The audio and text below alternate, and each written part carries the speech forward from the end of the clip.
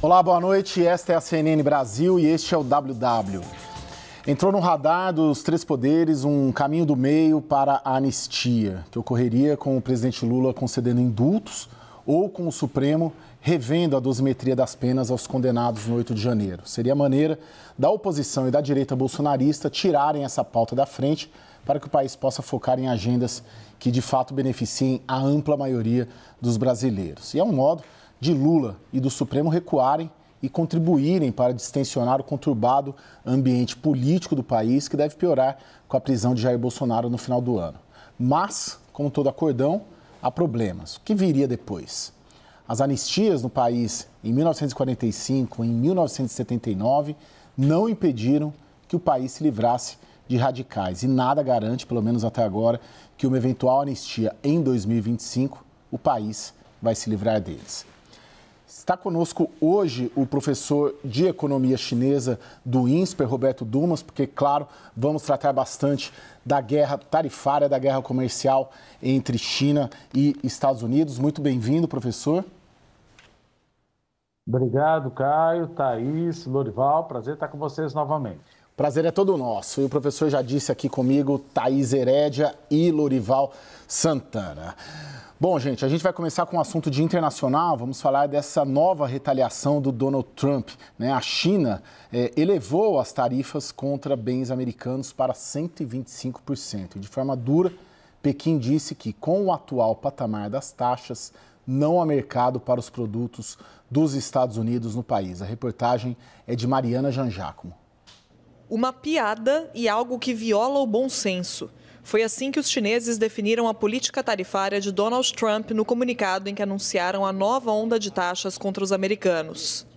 O Ministério do Comércio chinês voltou a chamar o tarifaço de bullying e de um jogo de números sem significado econômico, discurso endossado pelo líder do país, Xi Jinping.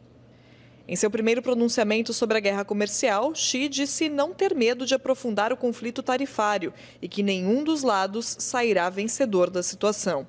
Um assunto não levantado por Xi foi a possibilidade de negociar com Trump. O governo americano acredita que o chinês não vai dar o primeiro passo para evitar ser visto como fraco. Mesmo assim, a equipe do republicano insiste que Xi Jinping deveria solicitar uma ligação com Trump. Isso porque o presidente americano também não quer fazer o primeiro movimento e espera que Xi entre em contato. Ainda assim, pelo segundo dia consecutivo, o alto escalão do governo americano falou sobre a possibilidade de um acordo entre os Estados Unidos e a China. Na última quinta-feira, o próprio presidente dos Estados Unidos expressou otimismo com as negociações. E nesta sexta foi a vez da porta-voz da Casa Branca afirmar que o país está aberto a conversas. The president, as I said from the podium just a few days ago when I was up here, would be gracious if China intends to make a deal with the United States. If China continues to retaliate, it's not good for China. But the president has made it very clear he's open to a deal with China. A nova alta nas tarifas chinesas traz outra camada de preocupação para Trump. Segundo estudo da Universidade de Michigan, os consumidores americanos estão se sentindo muito pessimistas sobre a economia, no pior número desde 1952. A perspectiva se deve a temores de inflação mais alta, maior desemprego e queda nas exportações à China.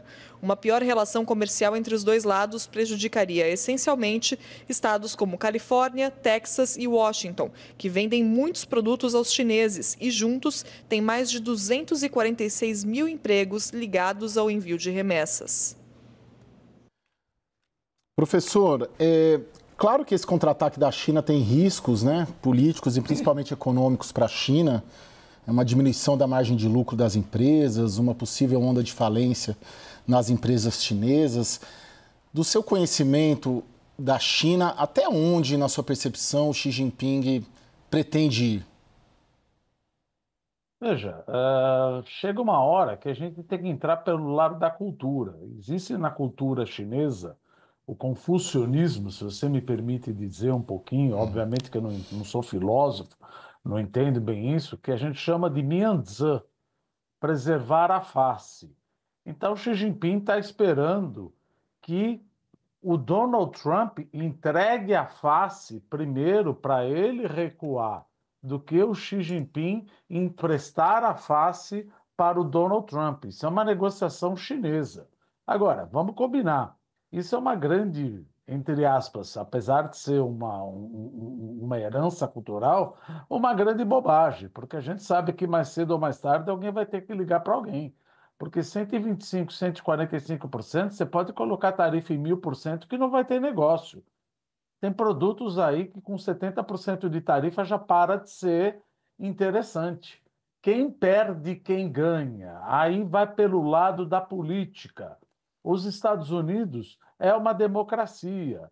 Então Trump acaba perdendo fôlego político fazendo isso. Ao passo que a China, apesar de ser um capitalismo de Estado, é uma ditadura. Então, o Partido Comunista Chinês não está, de certa maneira, preocupado em perder fôlego político em relação à população. Isso se trata com porrete. Então, é importante ver, por exemplo, o Elon Musk já desembarcou do governo, chamando Peter Navarro de um idiota. Então, é preciso ver até que ponto Trump vai querer perder o fôlego político segurando essa tarifa e prejudicando a economia que justamente ele ganhou a eleição meritoriamente, atacando o quê? Justamente a parte que lhe mais foi conveniente, o aumento da inflação e o crescimento menor. Agora você vai colher provavelmente uma estagflação, um crescimento menor, quiçá uma recessão, junto com uma inflação. Olha o chabu que o Federal Reserve, presidente do Banco Central, Jerome Powell, vai ter que resolver. Ou aumenta a taxa de juros e prejudica mais a recessão, o crescimento econômico menor, ou abaixa a taxa de juros, o crescimento econômico. Acho muito difícil acontecer por causa de juros, mas deixa a inflação subir. Então você está numa escolha de Sofia aí, quem que vai dar o primeiro passo. Mas é um jogo de tabuleiro. Então seria importante, e isso vai acontecer. Alguém vai ligar para alguém, mas quanto mais demora, isso ocasiona perdas e volatilidade no mercado, principalmente no preço de commodities, que afeta tanto a nossa exportação, que nós somos exportadores de commodities, por isso afeta o nosso câmbio, Caio. Ô, professor, mas pelo que eu entendo... Caio, não, só uma brincadeira aqui, porque o Dumas disse, vamos ver quanto fôlego político o Trump terá. Nós já estamos completamente sem fôlego, viu, professor? O mundo inteiro está completamente sem fôlego. Uma exaustão global o Trump está provocando. Então, mas pelo que eu entendo da análise do professor, de certa maneira a bola está com o Trump, né? Considerando os fatores políticos, econômicos, geopolíticos, o prejuízo hoje está nas mãos do Trump. E o professor coloca até uma metáfora ali, né? O Trump vai entregar a face para o Xi recuar. Você vê esse cenário, Lorival? Não, o que ele quis dizer é que o Trump vai recuar, né Roberto? Sim, que o Trump vai entregar a face dele para... que os chineses esperam o Trump recuar, né? Isso que eu entendi. Os chineses esperam. Não quer dizer que vai. Se demorar, vai piorar as coisas. Né? Assim, os chineses eles se prepararam para essa guerra, né? Eles, desde 2018, 2019, eles aprenderam bastante com a primeira guerra comercial. Eles têm uma estrutura financeira, né, de reservas, que permite aos fundos soberanos chineses, juntamente com grandes corporações chinesas, estatais, que formam o chamado time nacional, né, comprar ações quando o mercado começa a cair, né, e não permitir um rally muito destrutivo. O Xi, politicamente, e por causa das diferenças de sistema, veja que ele segurou 4 anos de um lockdown violentíssimo contra o desejo da população. Chegou a haver manifestações, gente morrendo por não conseguir escapar de incêndio de prédio, porque as portas de emergência, saídas de emergência estavam seladas, né? E então, de fato, o contexto chinês é muito favorável, embora o dano econômico seja muito grande, né? mas eu acho que a China está em condições bem melhores do que os Estados Unidos para essa guerra, e o Xi do que o Trump. E existe o aspecto histórico, além do aspecto cultural super bem mostrado aí pelo Roberto. No aspecto histórico, né, a China teve no século XIX o século da humilhação. Né? Em 1842, os ingleses impuseram o Tratado de Nanquim, a abertura forçada do comércio chinês, e 2 anos depois os americanos impuseram o Tratado de Wangxia, né, que também foi uma imposição, e os chineses têm muito clara essa história e eles não estão dispostos a sofrer uma nova humilhação. Ô Thaís, está no ápice dessa guerra comercial ou ainda dá para piorar? Sempre pode piorar, né, Caio? Mas a leitura hoje nos mercados, especialmente, foi por isso que a semana terminou com um pouco mais de alívio, é de que Xi Jinping colocou Trump num corner e o Trump não respondeu. Né? Essa colocação da porta-voz da Casa Branca de dizer se a China continuar retaliando, não vai ser bom para ela. É um tom completamente diferente, né? Nada belicoso do que a gente viu nos últimos dias. E pela primeira vez, acho que desde que Trump assumiu, Lorival, não me lembro, mas hoje o Trump não fez nenhuma declaração pública. Acho que é a primeira vez que isso acontece. Então, assim, algum susto a Casa Branca tomou. E essa é a visão, de que chegou num ponto em que, assim, quando você tem a autoridade chinesa dizendo isso é uma piada, não faz o menor sentido, pode fazer o que vocês quiserem aí, que a gente não vai mais fazer nada, porque isso já não faz mais sentido, a própria China coloca um ponto final nisso. Então, a leitura é de que o pior talvez tenha, o pior, assim, dessa escalada do duelo das tarifas, ponto.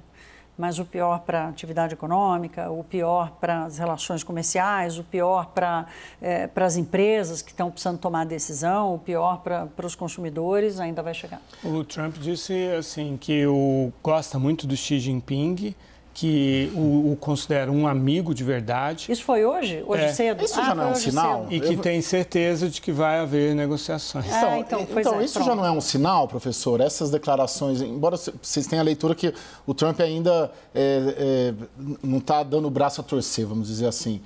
Mas essas declarações dele hoje não é, de alguma maneira, No contexto, ele está. Ele disse que se houvesse retaliações, ele dobraria a aposta, ele não fez isso e fez essas declarações. Agora, ele não pode, no mesmo dia, já, então tá bom, desculpa, foi mal, ele não vai fazer isso. Mas ele já está buscando uma saída honrosa, sim. Ô, professor, de certa maneira, até quando que a China, que é um país que enfrenta uma desaceleração econômica, o quanto que o Xi Jinping consegue segurar internamente, em termos de política interna? Você colocou na sua primeira avaliação, né, que se trata de uma ditadura, uma autocracia, enfim, os instrumentos que ele tem até para controle social são muito mais amplos que os dos Estados Unidos. Mas ele consegue segurar quanto? Né, se isso se estender muito? Veja, como ele segurou na época do lockdown, quando o PIB cresceu 2%, e foi um lockdown draconiano. Você parecia que, por exemplo, amigos meus que moravam lá, se a esposa estava com Covid, ela era tirada do casamento, enfim, tirada de casa, ia para um hospital de campanha. Se os dois estavam com Covid, só para você ter uma ideia, o animal de estimação era sacrificado. Então, ele tem um controle absoluto e chegou a crescer 2%. E outra, Trump está entendendo também, não só pelas tarifas, que alguns países, não sei se só a China, só o Japão ou outros países mais, estão vendendo títulos públicos. Não chega a vender $1 trilhão, que é mais ou menos o que cada um tem de reserva internacional investida em título público, mas ao vender o título público, o preço unitário do título cai e o retorno sobe. O retorno sobe se você está pensando que vai conseguir ter um equilíbrio fiscal e maior poupança com maior retorno dos títulos, você está redondamente enganado. Essa bomba tende a estourar na cara do Trump. Uma taxa de juros mais alta, porque a curva de juros subiu e subiu bastante, significa que o custo de carregamento do déficit fiscal da dívida pública nos Estados Unidos já subiu bem. Então, é uma forma de você retalhar sem usar a tarifa. Então, o Trump a gente sabia que ele estava num tabuleiro geopolítico que queria negociar, mas parece que ele abriu para negociação bem cedo, né? De 12 de abril e já falou, olha, todo mundo é 10% e a prioridade máxima agora é China. Você vê, ele fez com toda a pompa aquela tablita de tarifa, que é um absurdo, diga-se de passagem. É só fazer a conta, como é que ele chegou naquela tarifa estimada. Ele pegou o déficit comercial que ele tem com o país e dividiu pela exportação, por exemplo, que o Vietnã faz com os Estados Unidos. E falou, essa é a tarifa estimada. Não é assim que se calcula a tarifa estimada. Ele calculou quanto você tem de déficit. Mas daí a chegar e falar que isso é uma tarifa estimada é um erro grosseiro. Então ele cometeu um erro de falar que isso era uma tarifa estimada. Pode ser, pode não ser. A metodologia estava absolutamente não acurada para determinar as tarifas estimadas de cada país. Ô, Lorival, agora, por outro lado, hoje teve uma reação aqui do Mercosul, né, liderado pela Argentina, que foi importante nesse contexto todo e até um aceno, na minha leitura pelo menos, acho que a leitura geral do Javier Milei para o Trump, né, na questão da taxa de importação da tarifa do Mercosul. Sim, sim. Eu ouvi as fontes de todos os lados aí. O Brasil sempre resistiu, né, a essas exceções do Mercosul. A tarifa externa comum é muito alta, era 13%, caiu para 11,8% no governo Bolsonaro com o Milei, com o Macri, né, na Argentina. Mas agora, com a elevação da tarifa de 10% dos Estados Unidos, elas se equipararam, Brasil e Mercosul. Já existiam 100 códigos de produtos que estavam na exceção da tarifa externa comum, ou seja, os países tinham liberdade para escolher quais eram os códigos de produtos e negociar as tarifas para mais ou para menos com outros países, e isso foi elevado para 150. São 10 mil códigos de produtos, mas essa elevação de 50% é relevante porque são os produtos estratégicos para cada país. Então, revela um reconhecimento por parte do Brasil de que é necessário ter um certo espaço para negociar com os Estados Unidos e revela também a força da pressão do governo de Javier Milei, que está realmente muito empenhado em ter um acordo unilateral com os Estados Unidos. Representa um enfraquecimento do Mercosul, uma disfuncionalidade do Mercosul, mas o momento obriga a isso, né, e demonstra realmente que as tarifas são muito altas e que o Mercosul não atingiu aquele status de um mercado comum, né, como é o caso da União Europeia, que aliás transcende até esse status hoje, e é uma união realmente, né. O Mercosul é uma união aduaneira incompleta, na qual existem exceções e agora se torna mais incompleta ainda na medida em que aumenta o número de exceções. Mas se o Brasil não cedesse nisso, a gente sabe que a Argentina está por um triz, né, de romper o Mercosul, embora também seria algo de um impacto gigantesco. Uma curiosidade é que, além de negociar com os Estados Unidos, a Argentina também continua negociando muito com a China, não é? Tem os swaps entre Argentina e China, pelos quais a Argentina aceita yuans pelas suas exportações, paga as importações de produtos manufaturados chineses com yuans também.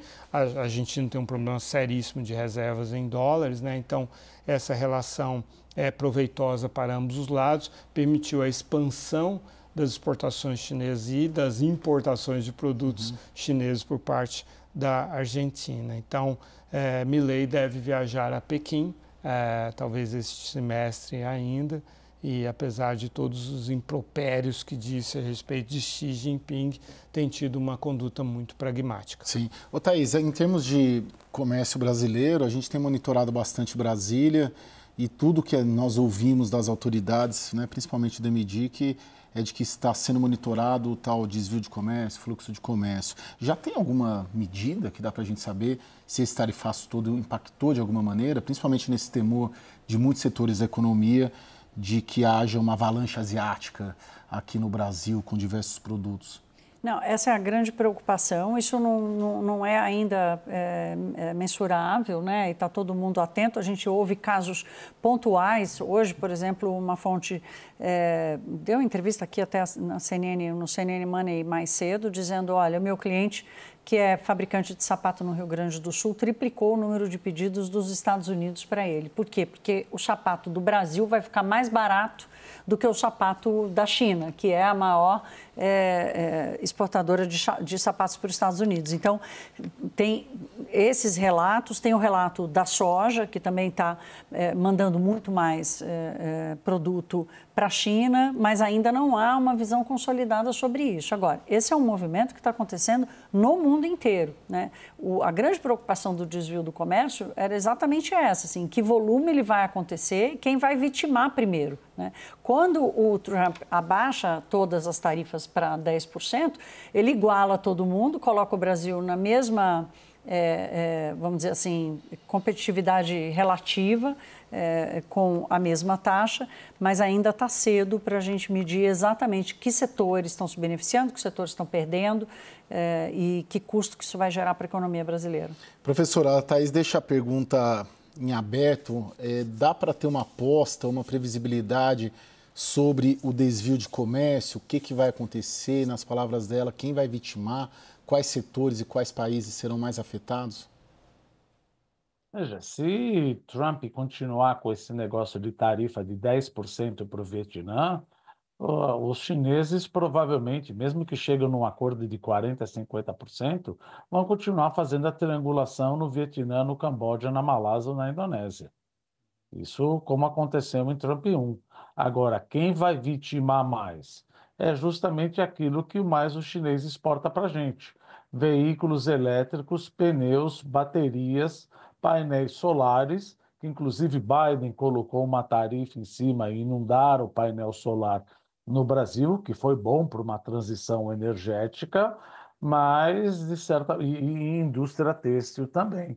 Por outro lado, o agronegócio, como a Thaís bem colocou, como aconteceu em Trump 1, o agronegócio se beneficiou. Agora, é aquela coisa, a inteligência artificial, você acaba aprendendo.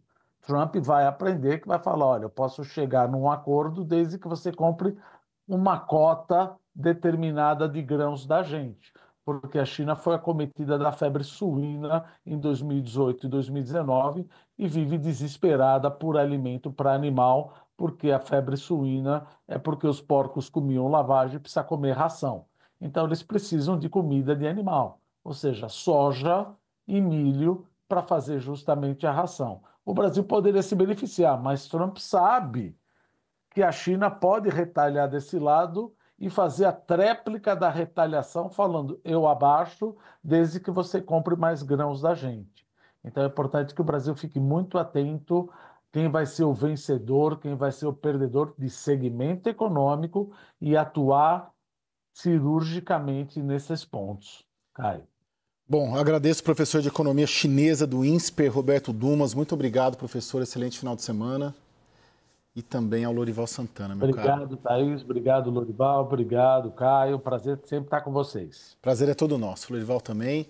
E daqui a pouco nós vamos falar sobre os debates em Brasília para um caminho do meio para a anistia aos investigados e aos réus do 8 de janeiro. Até já.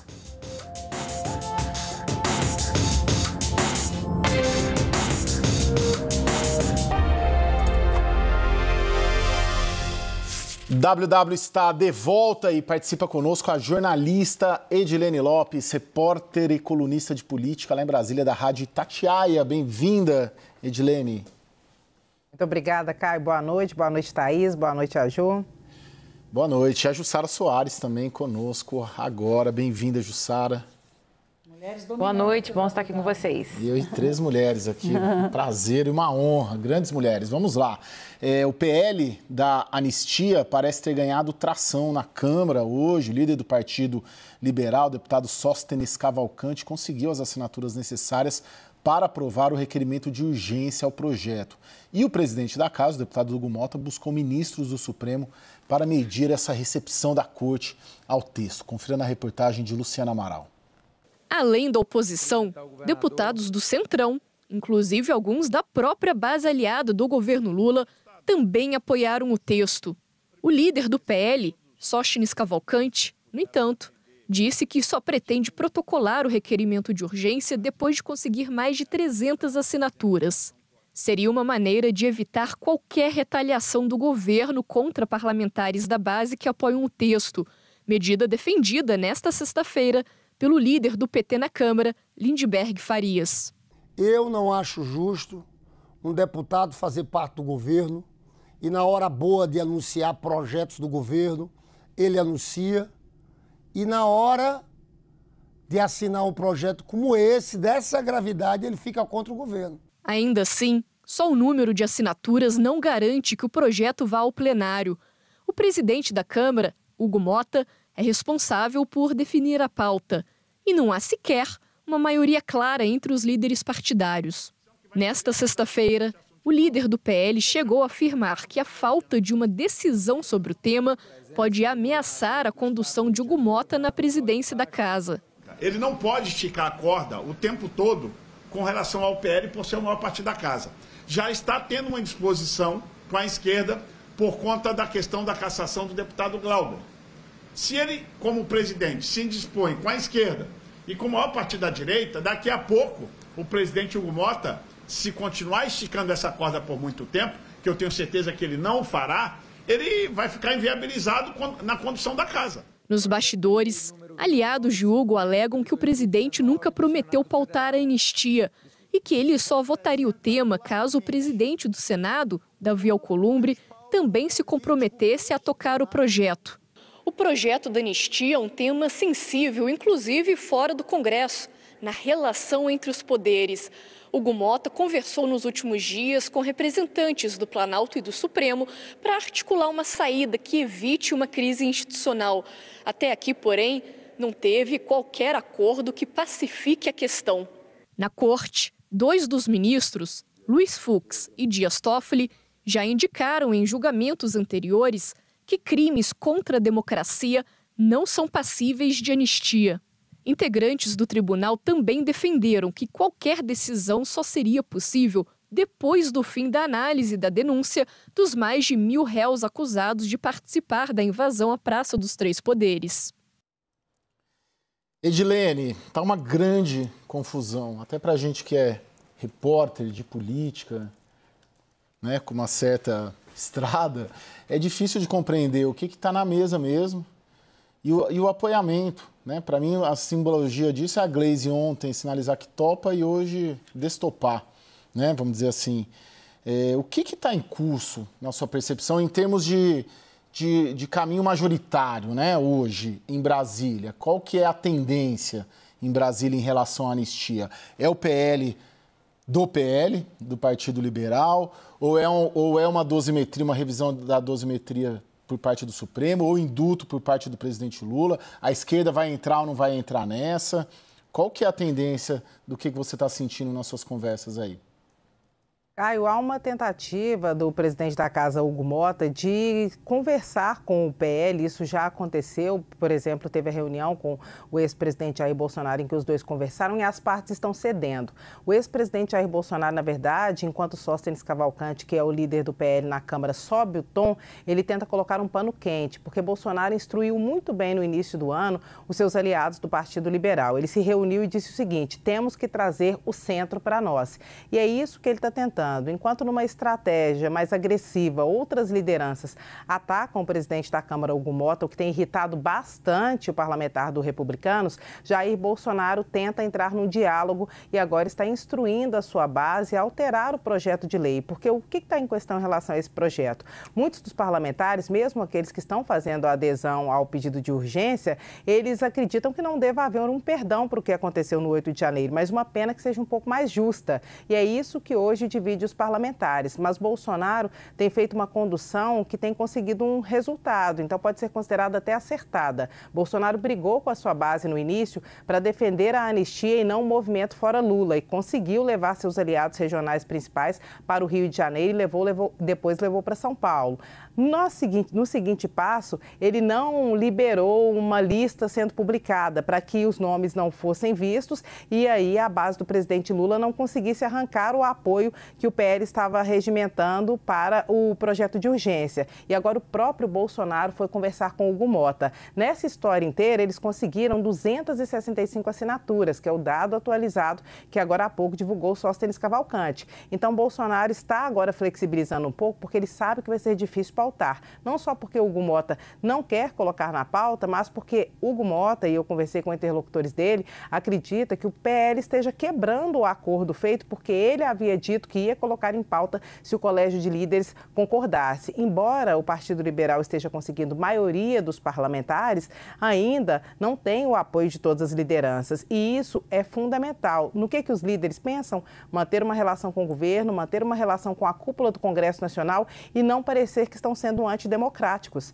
Então, consegue-se um apoio da base ou da maioria dos parlamentares, mas quem manda, de fato, ainda não se comprometeu com isso. Então, o meio termo, até na alteração do projeto de lei, que a base do presidente Lula entende que esse perdão pode alcançar o ex-presidente Jair Bolsonaro, essa alteração ela pode ser feita, porque Bolsonaro já colocou o dedo e já disse para o PL, se precisar mexer, vamos mexer. Neste momento, ele está fazendo de tudo para não perder o apoio do centro, porque sabe que vai precisar não só nessa pauta, mas em outros momentos também. Agora, o Jussara, de qualquer maneira, uma anistia seria a punição zero, né? Vamos dizer assim.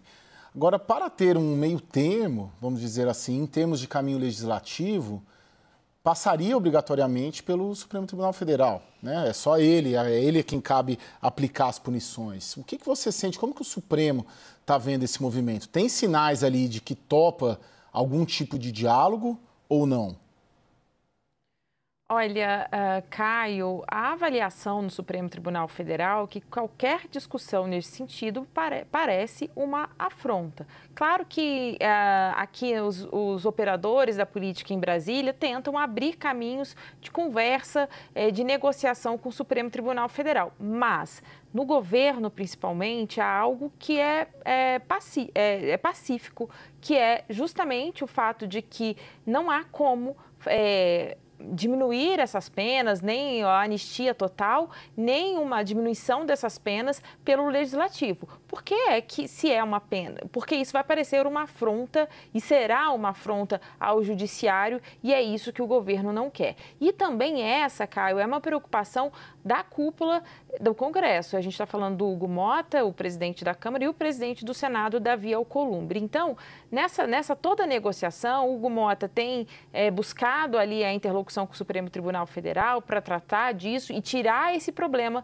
do seu colo, porque a gente vê o Hugo Mota reclamando, inclusive, que ele tem ficado sozinho, a pressão tem toda em cima dele para poder pautar esse projeto de lei. O PL, o partido do ex-presidente Jair Bolsonaro, tem feito pressão e cada vez subindo o tom. Nos últimos dias teve uma mudança de estratégia, inclusive uma mudança capitaneada pelo ex-presidente Jair Bolsonaro de tentar diminuir ali essa pressão sobre o Hugo Mota, não ir para o confronto, evitar os ataques. Embora alguns aliados tenham sido mais duros, o ex-presidente Jair Bolsonaro diz o seguinte: não é hora de brigar nestes termos com o Hugo Mota. Vamos seguir aí, focar em buscar essas assinaturas. Só para complementar e te devolver, Caio, tem uma outra percepção aqui do governo também, que o PL também deu uma recuada na estratégia. Por exemplo, o que eles dizem, o PL, né, o partido, estava em obstrução na Câmara, a oposição,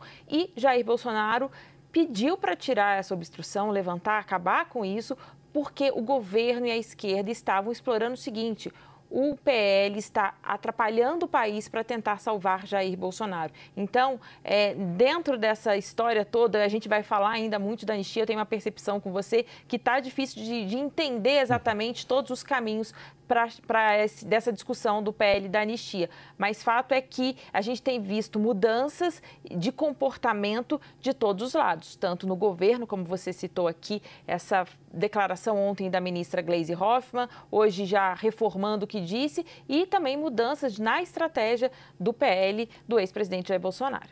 Thaís, de alguma maneira o país gasta bastante energia com esse debate também, e a agenda econômica fica um pouco de lado, né?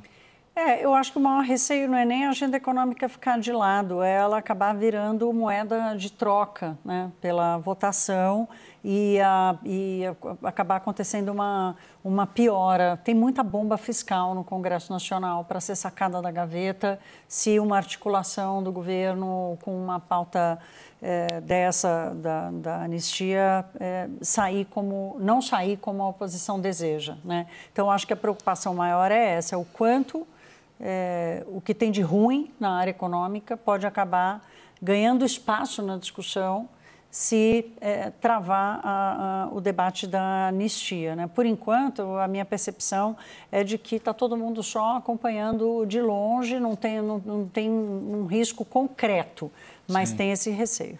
Edilene, o que você sente do Palácio do Planalto em relação a essa agenda? Porque cada hora vem um sinal trocado, no bastidor a informação é de que topa negociar, a Gleisi dá sinal trocado, as principais lideranças hoje, aqui na CNN inclusive, do PT, se dizendo manifestamente contrários. A esquerda está como nesse debate?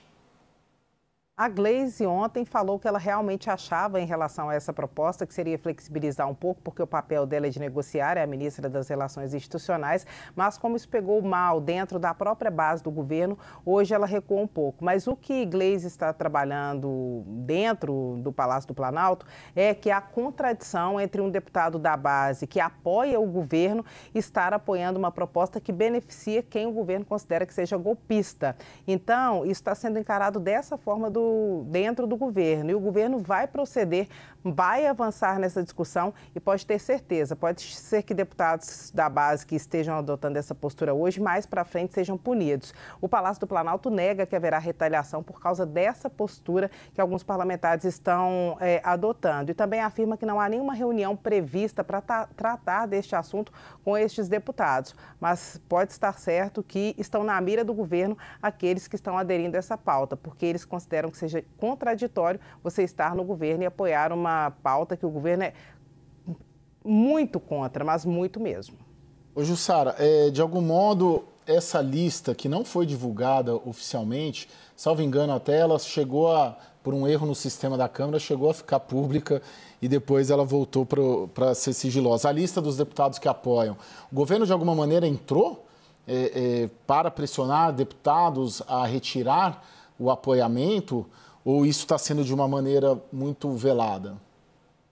Olha, o governo tem tido cautela, né, nesse tema, mas a gente vê os aliados, líderes do governo entrando nessa negociação. Conversei com alguns líderes hoje que disseram que ligaram pessoalmente para deputados que aparecem na lista. Essa lista, como você disse, Caio, essa lista foi divulgada porque líderes, né, deputados do PT tiveram acesso por um erro na Câmara. Inclusive, tem uma curiosidade aqui, é que a partir disso, né, da divulgação dessa lista de modo extraoficial, o PL de Sóstenes Cavalcante pediu para que essa lista fosse tirada do ar, para que corrigisse esse erro aí e, claro, ficasse em sigilo para tentar driblar essa pressão do governo. Mas fato, eu apurei hoje ao longo do dia que pelo menos 3 deputados que tinham assinado essa lista acabaram tirando seus nomes desse apoio para o pedido de urgência, justamente justamente por causa dessas ligações, dessa pressão e desses recados.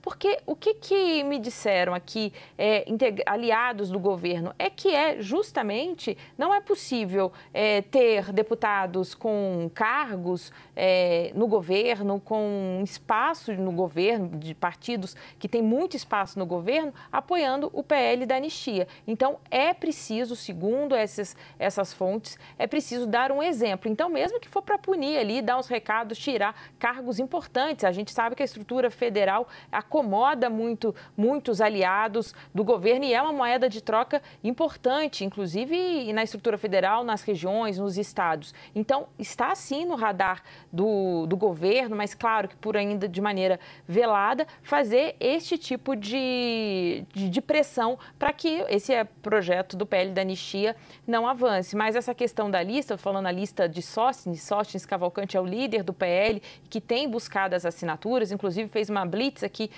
no aeroporto de Brasília para que alguns parlamentares assinassem, e claro, também para gerar imagem e conteúdo para as redes sociais. Mas, de fato, tem ido atrás. E aí, só por uma outra curiosidade também, a próxima reunião de líderes da Câmara será no dia 24.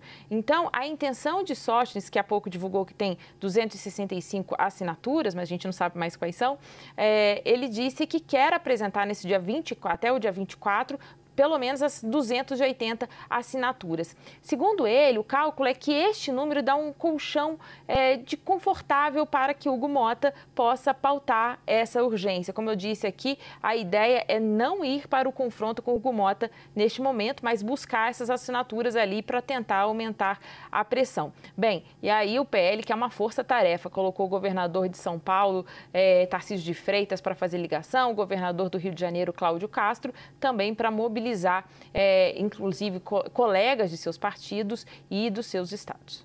Bom, gente, a gente continua, vamos fazer um rápido intervalo e daqui a pouco a gente continua falando de política brasileira, né? Os planos do governo Lula para recuperar a popularidade. Até já.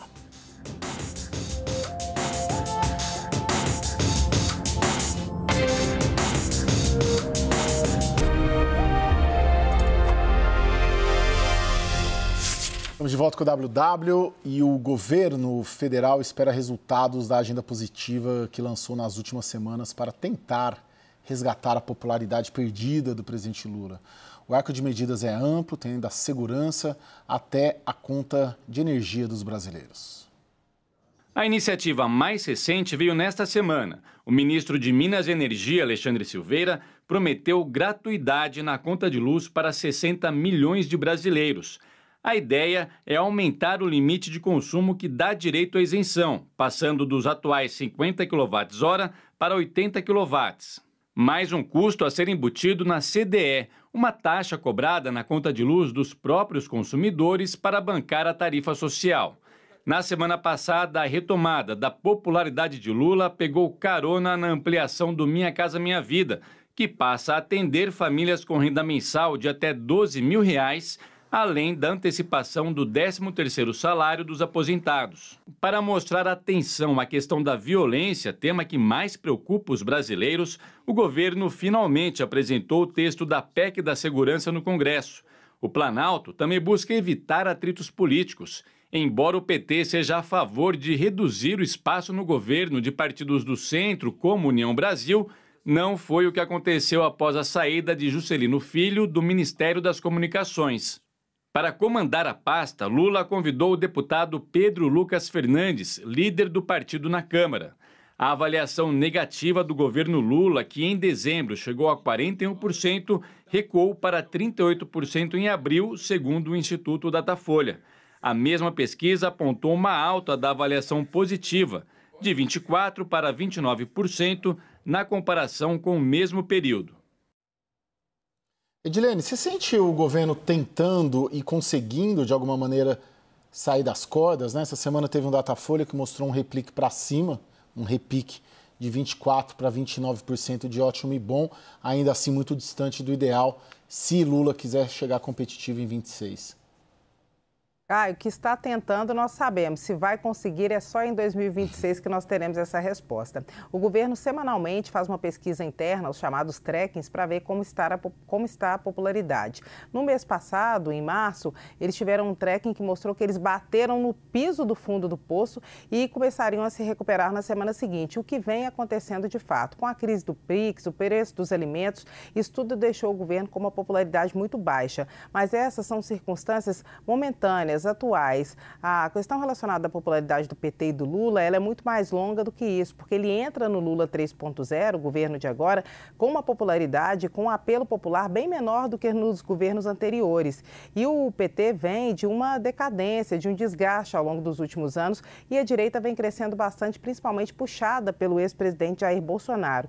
Então, quando chegar em 2026, Lula vai precisar de um apoio não apenas da população, daqueles votos que são da esquerda, do centro, mas também vai ter que pegar votos da direita. E em relação ao PIB, as pessoas que de fato são as que alavancam a economia do Brasil, antes elas abraçaram os primeiros governos Lula porque não tinham uma outra possibilidade ou tantas possibilidades. Agora são vários candidatos da direita. Por que o PIB abraçaria a esquerda se tem oposições possíveis de serem escolhidas na direita? Então, essa guerra de Lula pela popularidade, ela vai muito além do que o governo tenta estancar de crise que está tendo no momento. Além de medidas que alcancem a população de forma geral estruturalmente, também tem que fazer algo que sinta-se o efeito imediato. E por isso o Lula tenta alcançar a classe média, como por exemplo a medida que está adotando de renda ou tentando lançar o celular seguro porque consegue conversar com todos os brasileiros, ou a TV 3.0, já que todas as casas têm um aparelho de televisão.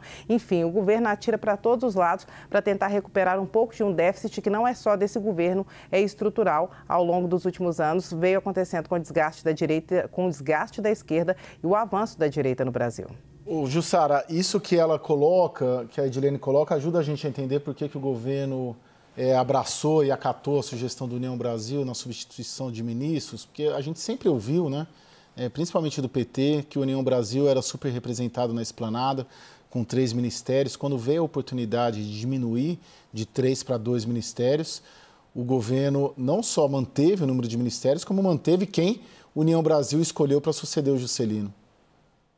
Exato. Caio, quando a gente se falava, né, antes ainda daquela esperada reforma ministerial, que nunca veio, de fato, essa reforma tão ampla, o que a gente já ouvia nos bastidores era que o presidente Lula já tinha decidido que ele ia, nesses partidos que têm espaço na esplanada dos ministérios, que o presidente ia ouvir esses partidos, ouvir os partidos e aí para manter e fazer as mudanças, porque queria evitar um desgaste. Como a gente tem falado na questão do União Brasil é um partido que precisa ser conquistado. Embora tenha três ministérios aqui no governo Lula, é um apoio muito dividido, né? A União Brasil é rachado internamente, porque, embora tenha três ministros, tem também um pré-candidato à presidência em 2026 lançado, que é o governador Ronaldo Caiado. Tem muita gente também que apoia o ex-presidente Jair Bolsonaro e vai seguir ali com as suas... quer seguir com as determinações do ex-presidente Jair Bolsonaro.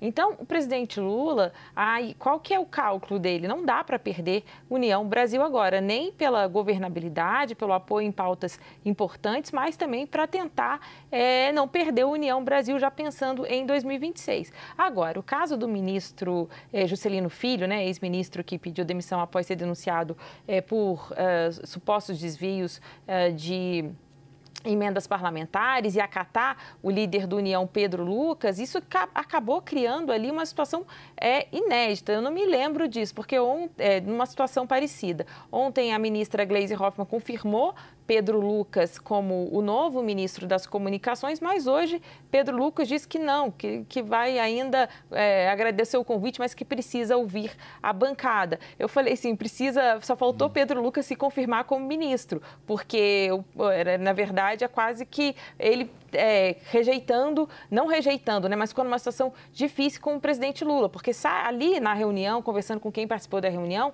o convite de fato foi feito e foi aceito. Claro, era uma reunião que tinha Davi Alcolumbre, presidente do Senado, o presidente do União Brasil, e tudo isso, claro, mostra também, né, essa reunião e o anúncio, né, acatar ali o nome de Pedro Lucas e sem nenhum questionamento, a despeito da própria simpatia que o presidente Lula teve com Pedro Lucas, isso mostra o quanto o governo está ali nas mãos do Centrão e do União Brasil, que não entrega os votos necessários, que tem uma série de situações. Inclusive, só para falar do PL da anistia que a gente estava tratando aqui, tem muitos.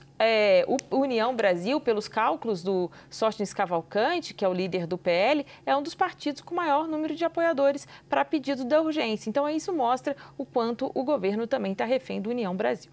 E União Brasil tem um levantamento da Arco Advice, que é o quarto partido que menos votou com o governo nesses 2 anos e meio desse mandato do Lula, né? 50% das votações apenas.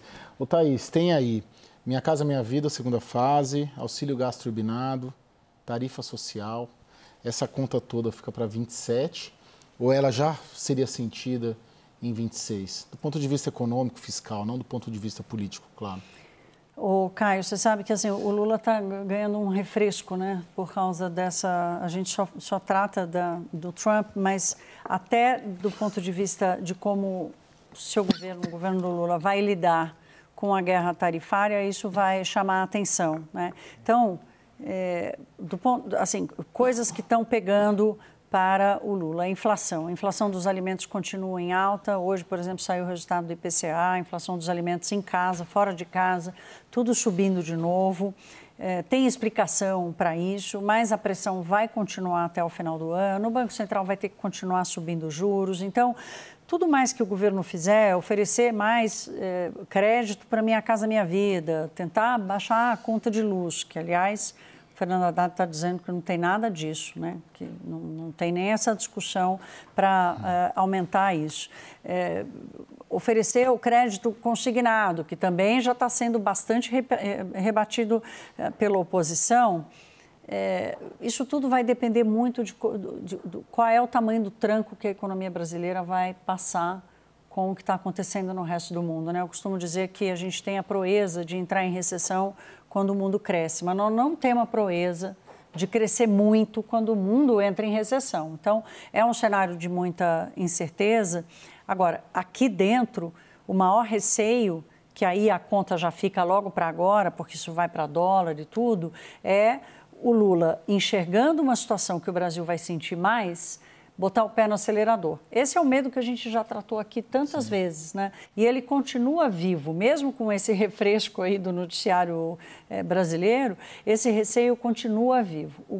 O Brasil, o setor público brasileiro não tem espaço para tomar mais desaforo, né? E essa conta vai chegar, não vai demorar. Bom, queria te agradecer, Thaís Herédia, ficou com a gente até agora. A Jussara Soares também, agradecer muito a Edilene Lopes, que é nossa colega lá de Brasília, repórter e colunista de política da Rádio Itatiaia. Volte sempre, viu, Edilene?